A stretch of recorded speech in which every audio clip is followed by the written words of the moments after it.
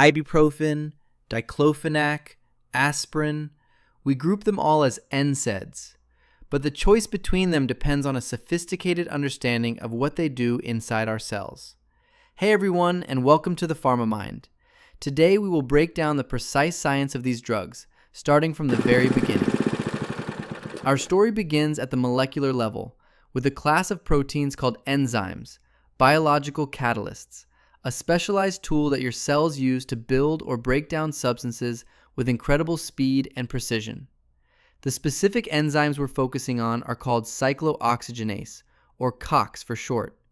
Their job is to find a specific fatty acid in our cell membranes and convert it into a family of powerful signaling molecules known as prostaglandins. These prostaglandins are like local hormones. They act as critical signals that regulate countless bodily functions. And this is where the crucial distinction lies. Your body produces two primary versions of the COX enzyme, and they build prostaglandins with vastly different missions. First, we have the COX-1 enzyme. COX-1 is constitutive, meaning it's always active under normal conditions. It performs essential housekeeping functions. It generates prostaglandins that maintain the protective mucus lining of the stomach, ensure stable blood flow to the kidneys, and help platelets function correctly for normal blood clotting. It is a vital, protective enzyme. In contrast, we have the COX-2 enzyme. COX-2 is inducible. It is activated primarily at sites of tissue injury or inflammation. Once activated, it produces a surge of different prostaglandins that mediate the classic signals of inflammation: pain, heat, and swelling. This is your body's specific alarm system. Now, the fundamental mechanism of all NSAIDs is to inhibit these COX enzymes. Their clinical differences arise from their selectivity, which enzyme they preferentially block. Let's place them on a spectrum based on their selectivity. On one end, we have the non-selective NSAIDs, which inhibit both COX-1 and COX-2. Ibuprofen and Naproxen are classic examples. They have a relatively balanced effect, blocking both the protective COX-1 and the inflammatory COX-2 enzyme. This makes them effective all-round choices for pain, but carries a known risk to the stomach. Within this same category, we have one of the oldest and most potent NSAIDs, Indomethacin. What's fascinating about Indomethacin is that it's not perfectly balanced. Studies show it's actually a more potent inhibitor of the protective COX-1 enzyme than the inflammatory COX-2.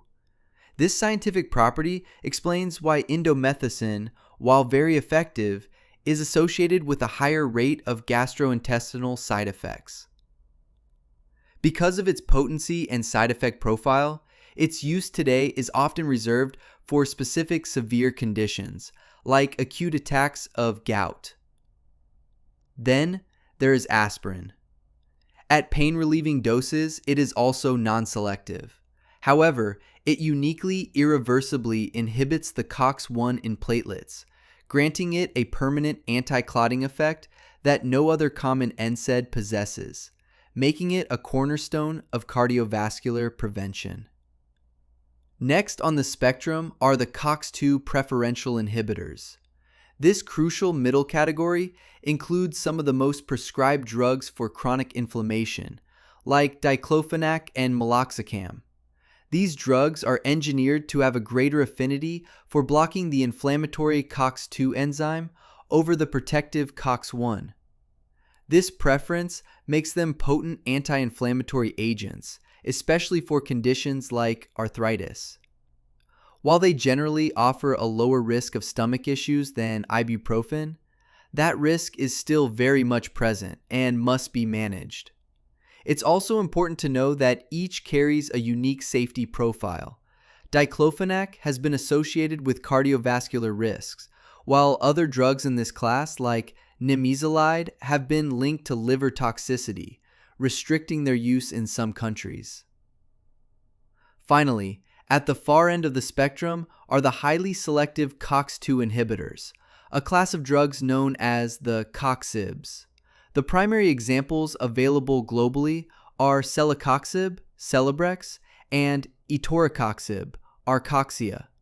These drugs were specifically engineered to be molecular specialists, to almost exclusively inhibit the inflammatory COX-2 enzyme, while leaving the protective COX-1 enzyme largely untouched. This highly selective design provides the most significant reduction in gastrointestinal complications compared to all other NSAIDs.